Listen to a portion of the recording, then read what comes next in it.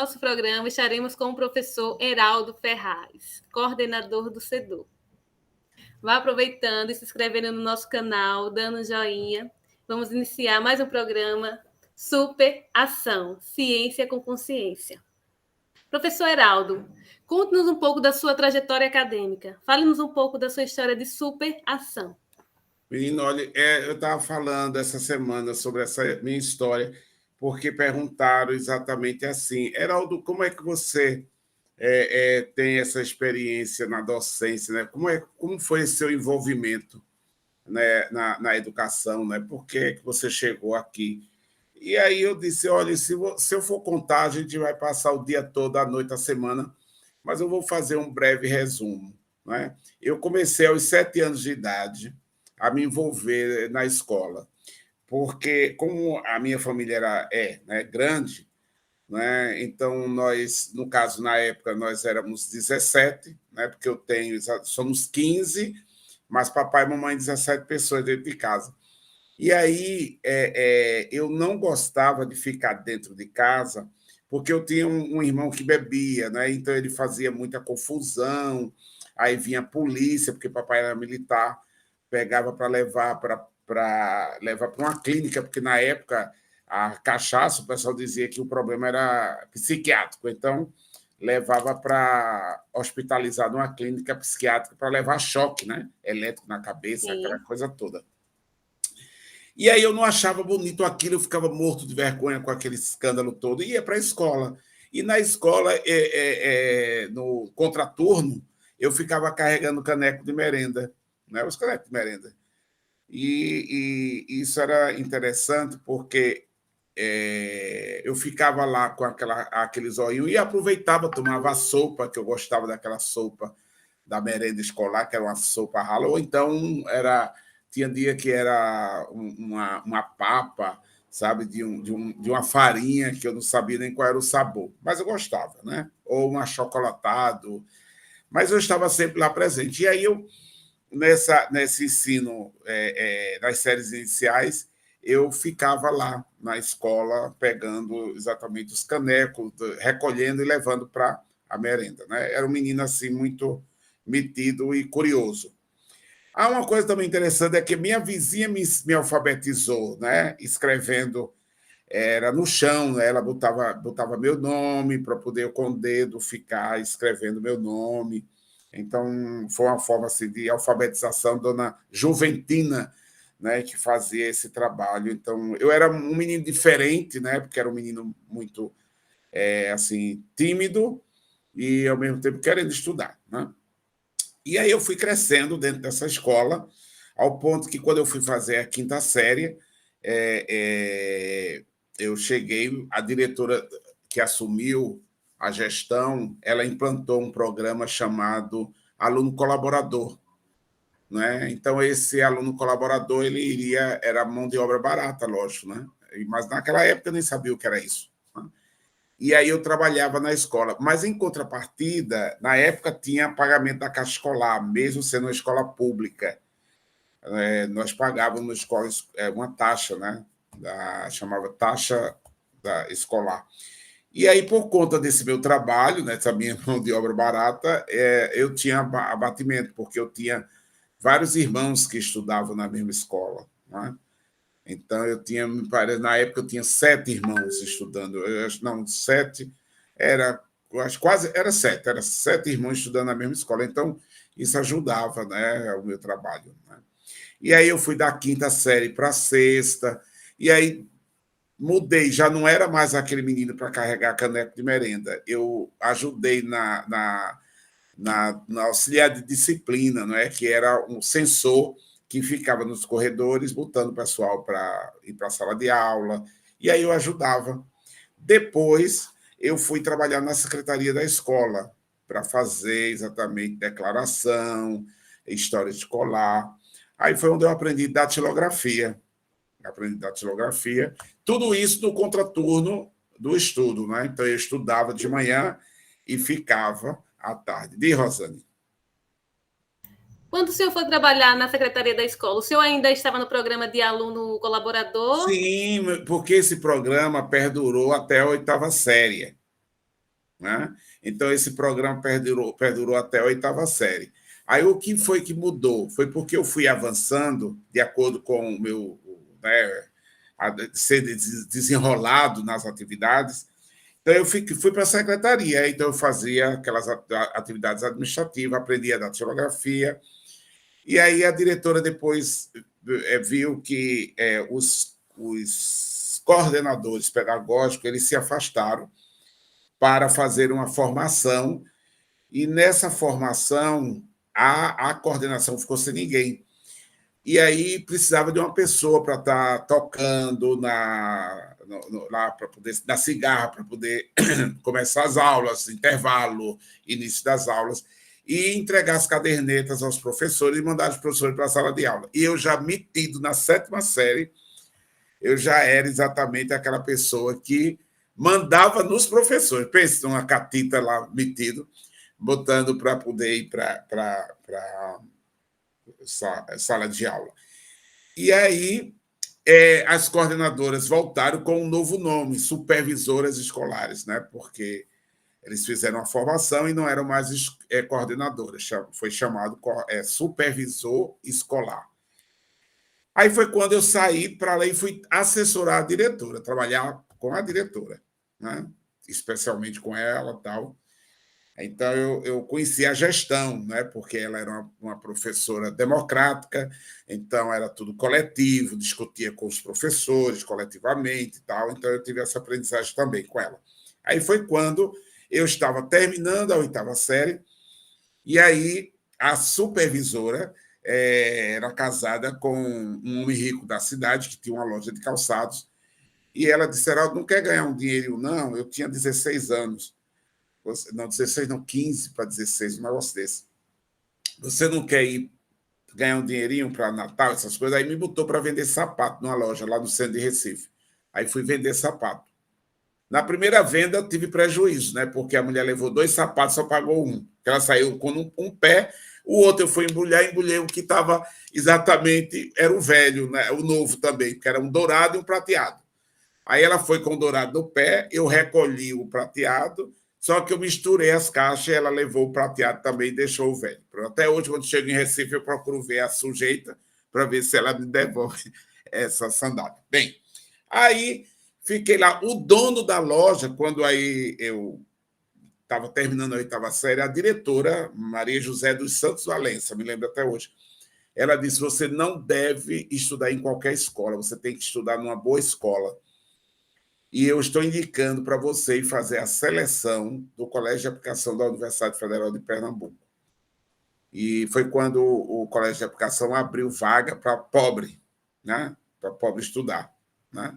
Bem, só que nesse ínter, eu também, antes, eu fazia dedetização de casa de Madame Boa Viagem, né? Para ganhar um dinheirinho também. Então, foi tudo assim, misturado. Mas o dono da loja de calçados, quando eu disse que ia fazer a seleção para estudar no colégio de aplicação, ele disse: não, para que você? Não, o seu futuro é aqui, trabalhar aqui para ganhar dinheiro, para ajudar a sua família. Mas eu tive uma decisão, né? Assim, na hora, ainda bem que eu queria estudar. Papai me ofereceu trabalhar como cobrador de ônibus. Ele disse: meu filho vai ser cobrador de ônibus para trazer dinheiro para casa. Deus que me livre, papai. Não, Deus me livre, não quero ser isso, eu não quero isso para mim. E aí foi quando eu fui exatamente fazer a seleção do colégio de aplicação. E na seleção, como abriu, eram 3 turmas, A, B e C, e a turma C era para pegar esses alunos pobres das escolas estaduais, né? E eu fiz o processo e passei. Aí fui estudar no colégio de aplicação. No colégio de aplicação, eu, como ele é da universidade, eu fui contemplado com bolsa, no caso, aluno bolsista. Ou seja, eu passei a trabalhar na Biblioteca Setorial de Educação, né? Prestava serviço e ganhava uma bolsa. Me lembro que era 100 cruzados na época, 100 cruzados. E aí passei a trabalhar na biblioteca. E aí, depois da biblioteca, eu saí da biblioteca e fui trabalhar na direção do Centro de Educação da Federal de Pernambuco, né? Isso já no segundo ano do ensino médio. E a diretora me viu que eu era desenrolado, tudo, né? E me colocou para trabalhar na secretaria junto com ela. Eu era bolsista de trabalho. Aí a diretora, a Laíde Gouveia Machado, era uma professora de administração muito formal, tudo. Ela disse: você vai trabalhar aqui comigo, né? Então eu auxiliava a secretária. Aí quando chegou no terceiro ano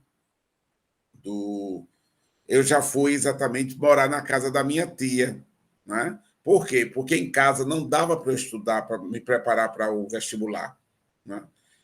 E aí eu fiz o vestibular, fui fazer o vestibular, fui morar na casa da minha tia para estudar e fui para pedagogia, né? A primeira opção pedagogia, a segunda opção é serviço social. E aí fiz o concurso, aí fiz 2 concursos. Fiz um concurso para ser aluno, para pedagogia, né? Ser aluno de pedagogia, e o concurso para ser funcionário da universidade. Aí passei nos 2. Fui aluno, aí assim, aí fui funcionário. Aí passei a ser funcionário do Centro de Educação, e não mais bolsista de trabalho. E nesse Passei. momento? Aí fui assumir a função, né, como assistente administrativo e aluno. E aí estudei pedagogia, os 4 anos estudando pedagogia, e fui o primeiro colocado do curso de pedagogia. Né? De 45 alunos, era engraçado que eram 44 mulheres e eu de homem, né? E aí, nesse caso, eu fui o primeiro, foi o que obtive a maior nota do grupo, aí chama-se aluno laureado. Recebi placa e foi aquela homenagem na hora da formatura. Então, pelo fato de ter sido laureado, aí fui indicado para ser professor da Faculdade de Filosofia do Recife.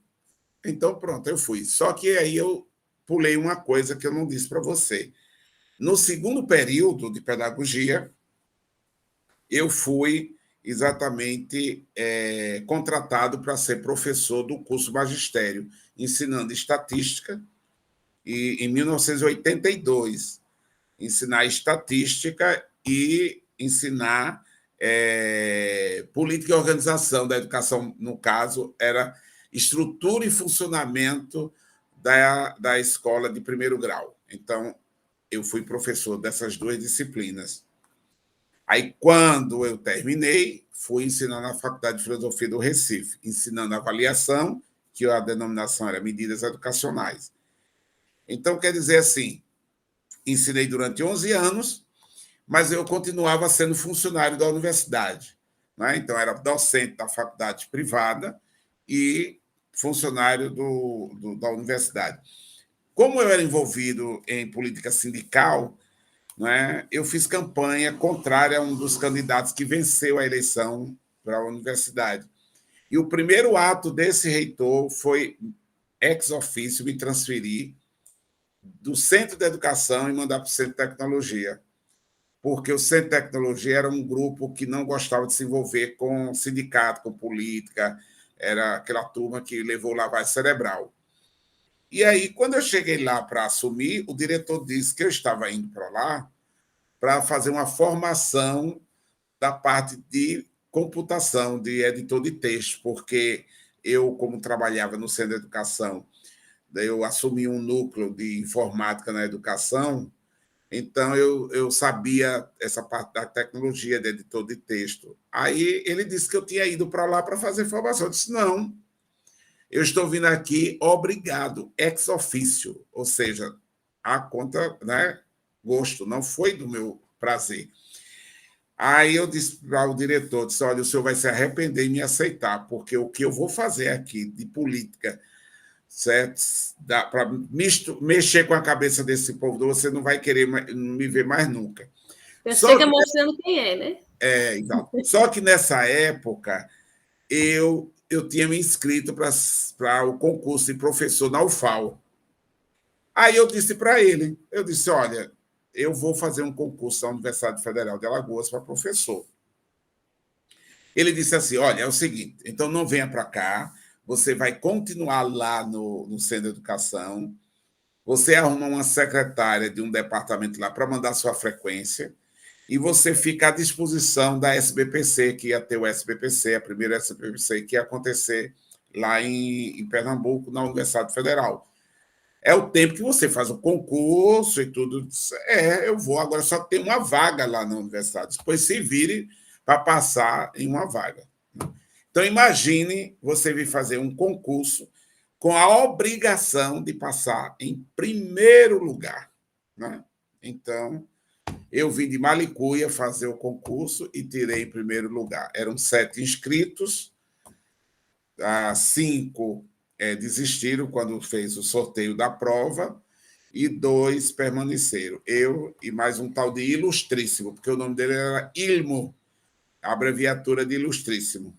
Né? Ele era formado em Geografia e Estatística e trabalhava no IBGE. E eu não conhecia ninguém aqui. Aí eu já imaginava, né? De se ele é daqui, de Maceió, tudo vai passar, vamos botar ele, porque ele é daqui, eu que sou um desconhecido. Mas eu encarei e consegui êxito. Aí, resultado, né? Esse envolvimento todo foi na educação. Eu não poderia ser outra coisa, a não ser pessoa envolvida na educação. Então, essa minha trajetória foi toda na educação. Então, eu não poderia me tornar outra coisa.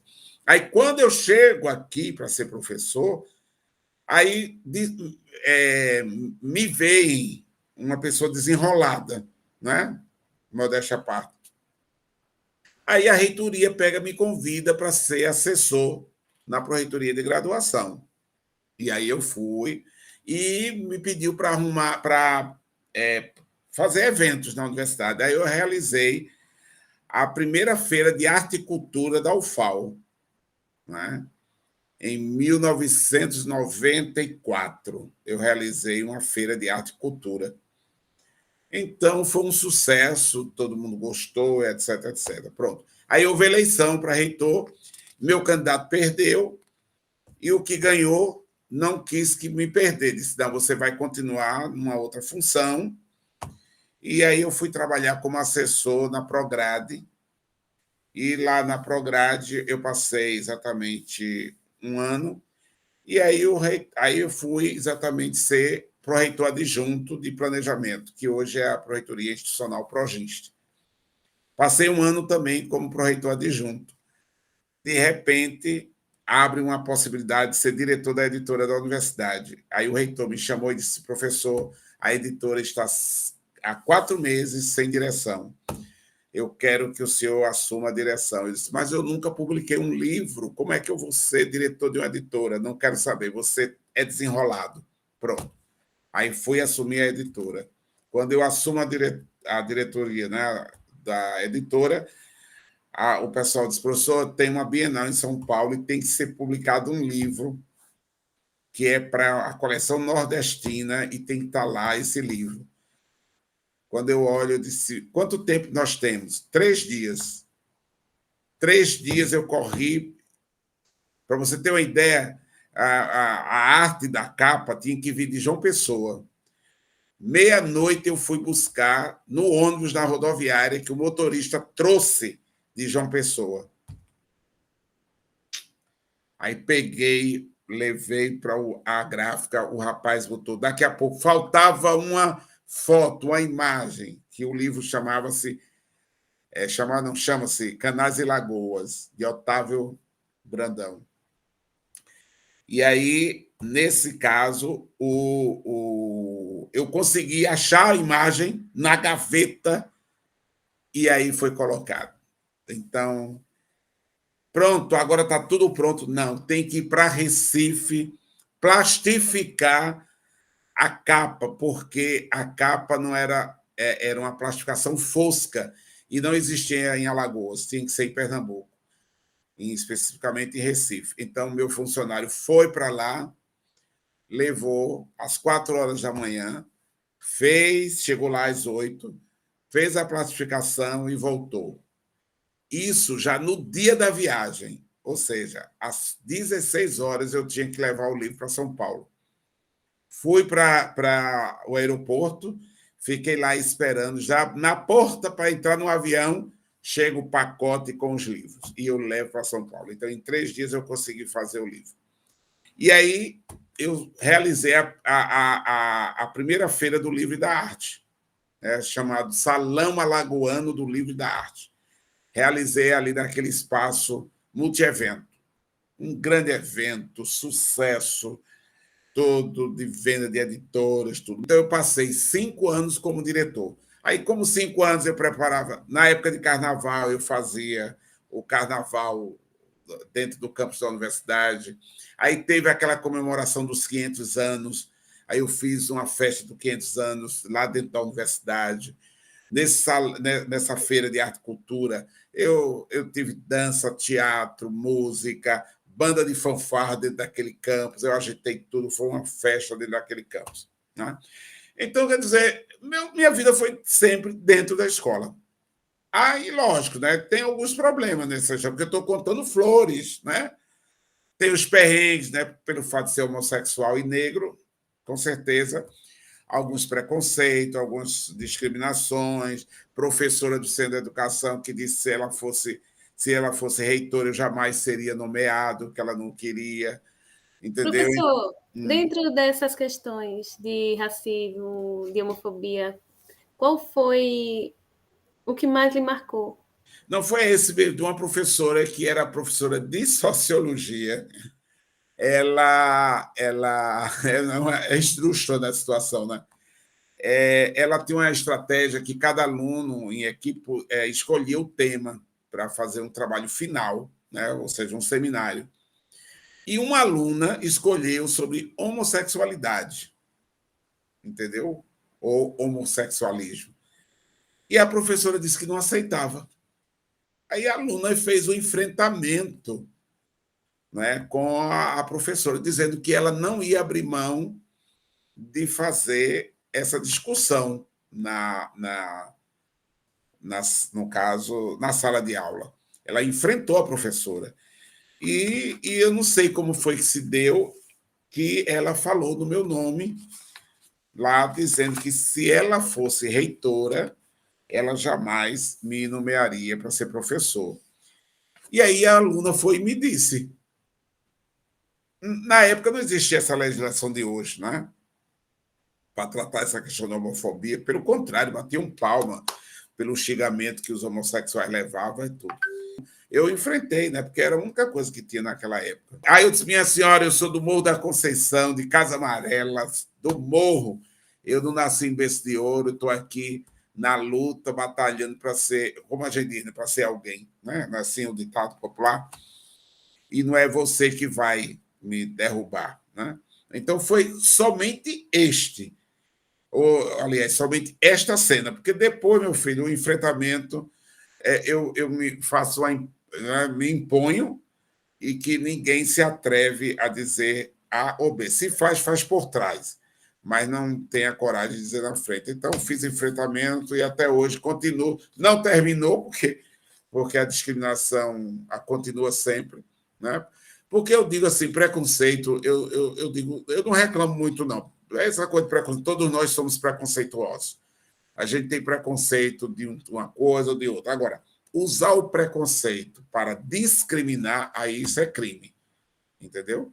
Então é isso que eu digo. Porque todo mundo tem um preconceito. Ah, você vai comer feijão. Não, não gosto de feijão. Você já comeu? Não, eu detesto feijão. Você está com preconceito com feijão. Né? Ou com a pessoa, evidentemente. Né? A pessoa é gorda demais. Você conhece a pessoa? Não. Então vá. Aí depois conhece. Ave Maria, que maravilha. Agora, se a partir do momento que eu vejo que a pessoa é gorda, tem uma certa discriminação pelo gordo, e aí vou rejeitar essa pessoa pelo fato do preconceito, aí torna crime. Diz, Rosana. Quando eu entrei no Seduce, eu sempre fui uma figura muito empoderada e muito querido. E, assim, essas histórias que aconteceram no passado é muito forte saber. E os seus aniversários sempre foram com os estudantes na lanchonete, muito bolo para todo mundo. Exato. E o que é que o senhor diz assim, desse amor que o Sedu inteiro tem pelo senhor? Imagina! Porque os estudantes são todos seus fãs. E o senhor fez muita falta. Né? Exato. Eu me afastei nesse período, sentiram falta, né, minha, mas sabe por quê? Porque eu sou presente, né? Eu acho que eu estou sempre presente, eu não abandono. E quem não nasce em berço de ouro reconhece, sabe como é. Né? Então, eu me lembro de uma cena eu era só professor, não era coordenador. Eu estava saindo da aula no corredor e uma aluna queria conversar alguma coisa comigo. Eu estava muito ocupado. E aí eu dei atenção a essa aluna. Ela estava com um problema e eu tentei administrar. Quando foi assim, uns 3 dias depois, ela veio me agradecer. Aí eu disse, o que foi, minha filha? Eu disse, professor, o senhor lembra? Aí eu não me lembro, não. Eu disse, não, eu estava preocupada, parei, o senhor me deu atenção, eu quero agradecer, porque eu estava à mercê de um suicídio. Imaginem, que coisa louca, não é? Pela misericórdia, como é que uma pessoa... A gente vai imaginar que naquele momento era tão importante que a pessoa estava pensando em se suicidar. E, de repente, eu consegui reverter isso aí, né, esse quadro. Então, quer dizer, a questão da atenção do aluno, eu voltei a ser coordenador, os alunos até de 11 horas, meia-noite, mandam... Eu respondo, os professores ficam indignados, porque o aluno... Mas, meu filho, se mandou, se você não quiser responder, deixa, responde no outro dia. Mas se você não vai impedir que ele mande de manhã, de tarde, de noite, de madrugada, ele manda. Lógico que o professor vai responder quando puder, na é verdade? Mas eu respondo. Eu acho que assim, a aflição, eu acho que me dá uma agonia o sofrimento do aluno querer. Professor, eu preciso disso. Agora, mesmo, essa semana, eu estava no CEDU, a menina queria um documento e precisava da assinatura. Só que não era o coordenador, era outra pessoa que era o coordenador, né? Mas ela precisava, era aquele dia. Eu disse, me dá isso aqui, assinei para o teu carimbo cedo. Vá, minha filha, feliz da vida. Vai resolver. Não vai perder o emprego por conta de uma assinatura. Então, fazer arrodeio e colocar uma dificuldade, né? Então, o que a gente puder facilitar, a gente deve facilitar. Então, a Rosane é assim, algumas pessoas gostam, outras não. Mas aí, se Cristo veio à Terra, não agradou, não serei eu que vou fazer tal exigência, não é verdade? Agora, eu sempre tenho essa sorte, né? Porque onde eu trabalho e eu saio, mas em nenhum momento o pessoal fica agradecendo pelo fato de sair. Pelo menos eu já trabalhei, como diz assim, em vários lugares, e porque eu preparo a equipe, eu digo, gente, olha, eu passei por aqui, vocês vão estar com nova gestão, então, quem chegar aqui, vocês vão ter que seguir a liturgia, o ritual dessa pessoa que vai chegar. Vocês em nenhum momento têm que dizer, porque o professor Heraldo fazia. Não, esqueçam, Heraldo passou. Chegou outro. Heraldo tinha outro ritmo. Esse está chegando, tem outro ritmo. Você não vai querer exigir do outro a mesma prática. E siga o que. Não é porque a gente sai, a gente passa, sai, e os técnicos ficam. Então, eu digo sempre, preparo eles para receber todo mundo.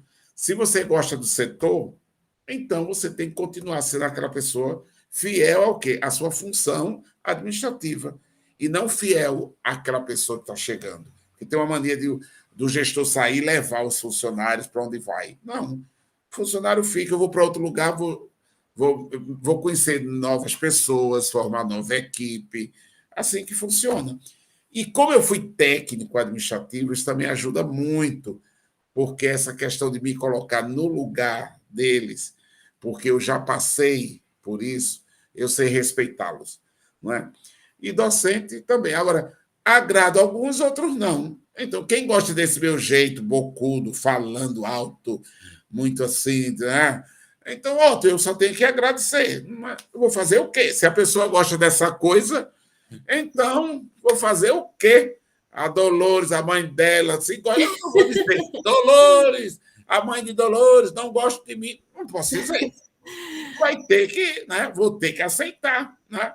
Essa Professor, coisa se agrada, que ótimo, né? Mas, na Rosana, eu minha... estou com minha tese com uma pessoa que é coautor, não, meu Deus do céu, co-orientador, há mais de um mês, entendeu? para me dar um retorno, sabe? Eu acho assim, pelo amor de Deus, como é que a pessoa não se coloca no lugar do outro, apreensivo, querendo ter uma resposta para ver como é que está, etc, etc. Imagine, entendeu? Então, eu me coloco. Então, se eu não quero para mim, eu não faço para os outros. Então, eu tenho essa preocupação de chegar lá. Lógico que vai ter um momento que eu não vou aguentar alguma coisa e vou ter uma atitude ríspida, grosseira, porque nem. Eu digo assim: alguém pergunta, Heraldo, quando é que você fica chateado? Porque eu só vejo você rindo, não sei o quê. Eu disse, não, tem um momento, né? Porque eu acho que alguma coisa eu vou estar triste, mas não vou querer demonstrar. Mas os alunos conhecem, eles sabem, professor, o senhor não está bem. Eu não estou ótimo, né? A gente quer ser durão, mas os alunos e quem convive descobre. Hoje mesmo você está dizendo isso, eu faço. Porque a minha casa nessa pandemia foi a Reabilite, né? Porque aí, com essa pandemia eu peguei artrose, bursite, tendinite, etc, etc. Né? Aí passei de segunda a sexta a fazer tratamento na Reabilita. Então virou minha casa, segunda casa, não é mais a universidade, né? Então eu estou de segunda a sexta. Então, o que eu fiz de amizade com as senhoras idosas que estão em tratamento, aquele povo.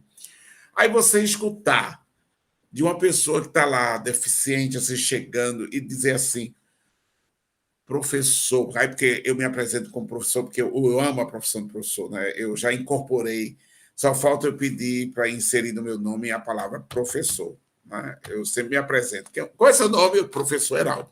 Eu digo assim, eu não digo Heraldo, eu digo professor Heraldo. Eu amo essa de paixão. Aí ela disse, olha, eu lhe admiro muito. Eu disse, obrigado, foi o que eu fiz. Né?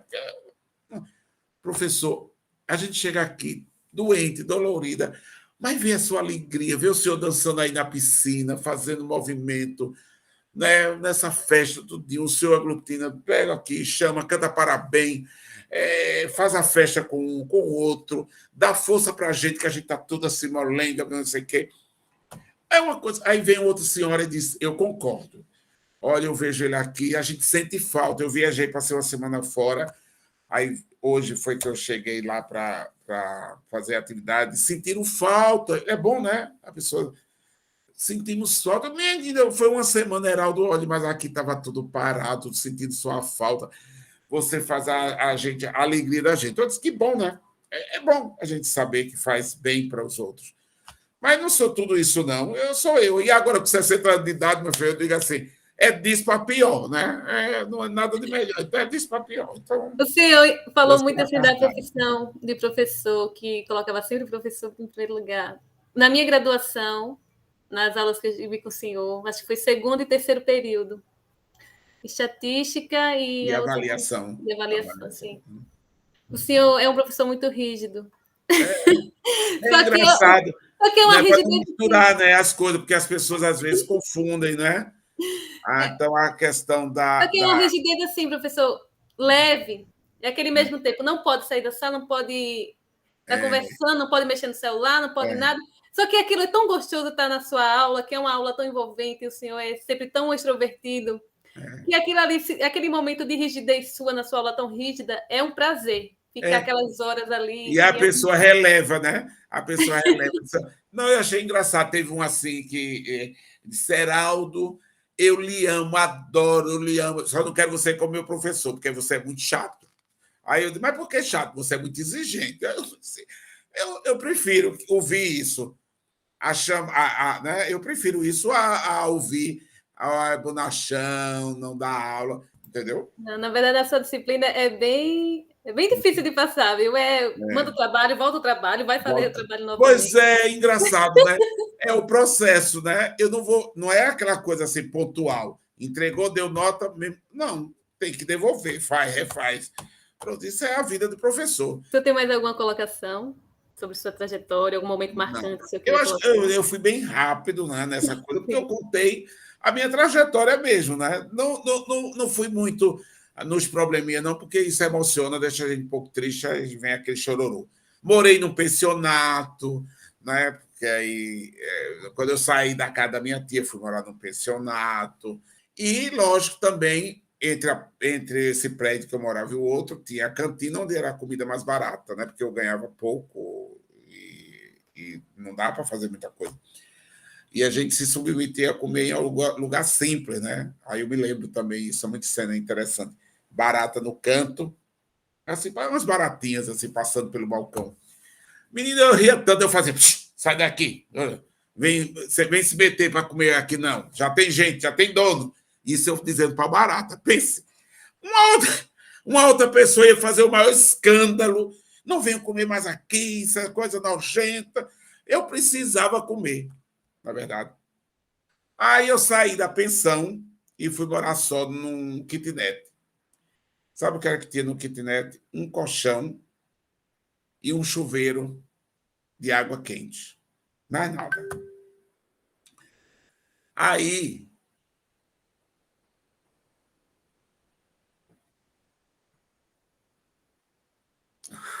respirar.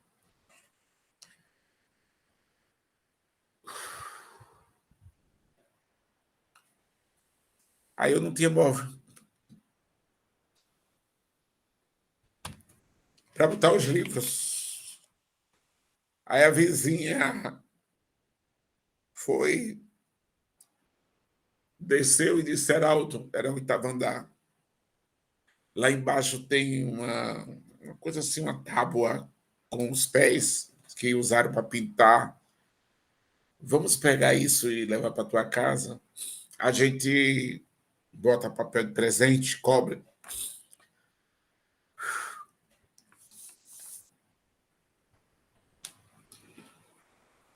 E faz tua estante. Aí a gente foi, pegou, botou papel de presente, pegou um tijolo, botou outra tábua e fez. E para comer, pronto, a água quente era do chuveiro do Chacorona.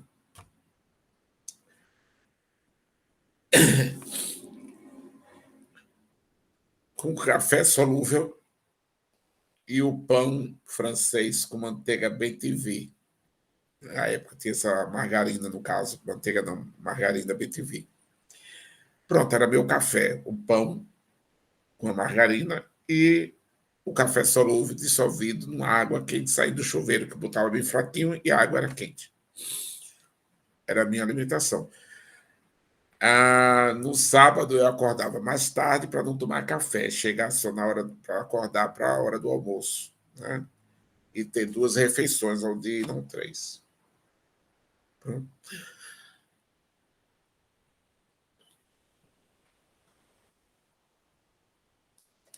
Pois é, por isso que eu não ia contar essas histórias, porque quando eu conto, eu fico assim, sem, sem voz e me emociono, né? E hoje eu A estou sua aqui. história de superação. Não é superação, é superação. O senhor mostrou a força de um homem que lutou a vida inteira, trabalhou, estudou, foi reconhecido, é amado, é querido sim, porque em todo lugar, nós não agradamos a todos, mas a maioria, o bem sempre vence. A maioria ama o senhor, professor Heraldo. O senhor é um professor de exemplo, o senhor é um professor acolhedor, o senhor é um professor que escuta, um professor que resolve os nossos problemas. O senhor é o cara. Exato. O senhor é o cara do CEDOR, é o professor Heraldo. Exato. A minha experiência toda na educação, eu fui secretário de vários de convênios, né?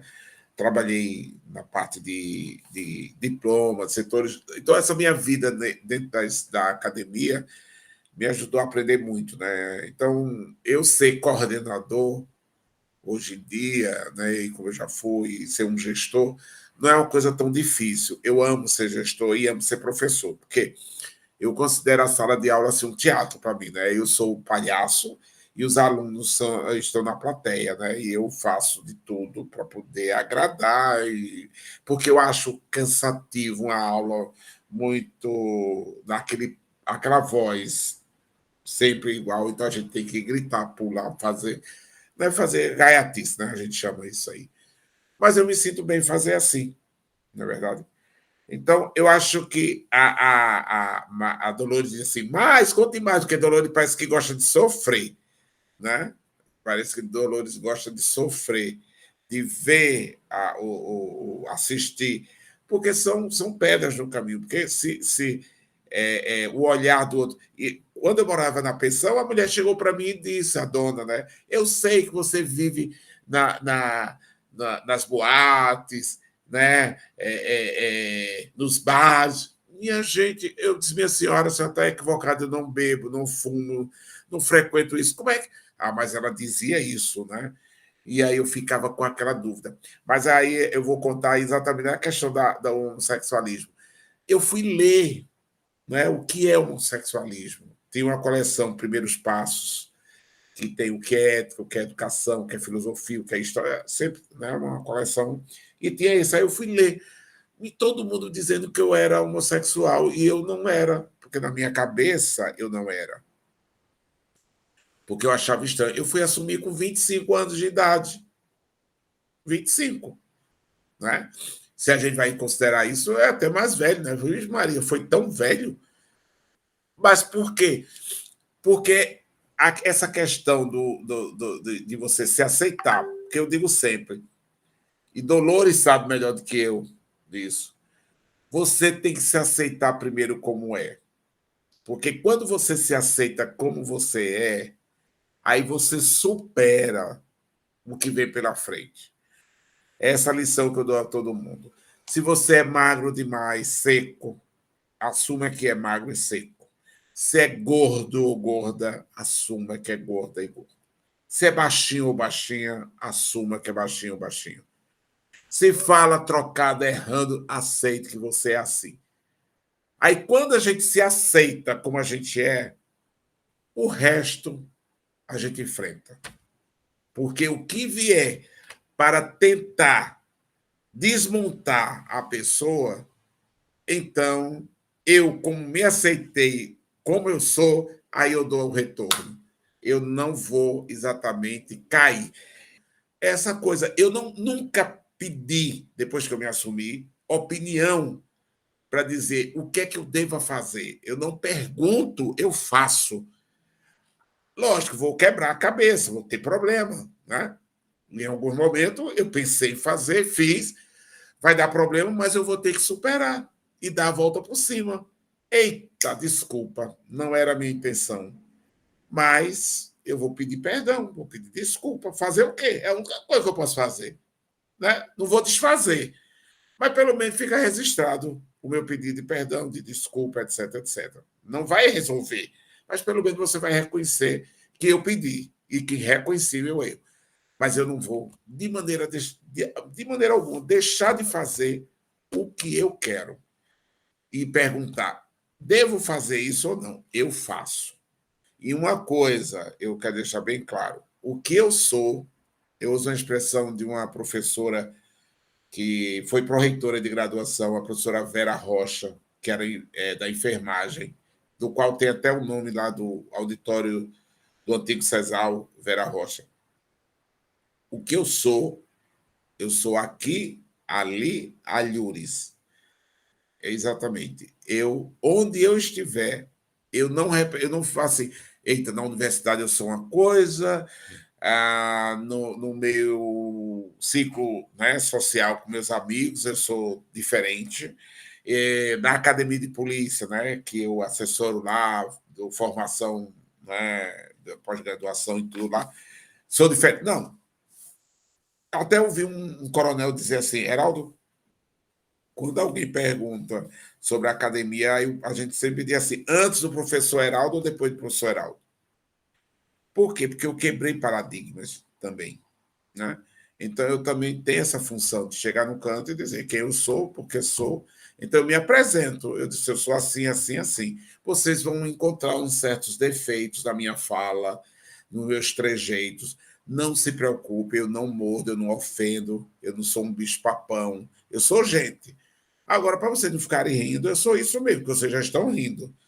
Agora, não precisa, né, divulgar nem nada. Agora, não mordo nem pego ninguém. Eu tenho que dizer isso, né? Porque o pessoal fica tão com medo. Olha, eu não ofendo, eu não tiro pedaço, nem nada. E não é uma doença contagiosa, tá? Então, fique tranquilo. É muito interessante isso, né? Então, a gente tem que ser o que é. Aqui, ali, é Lures.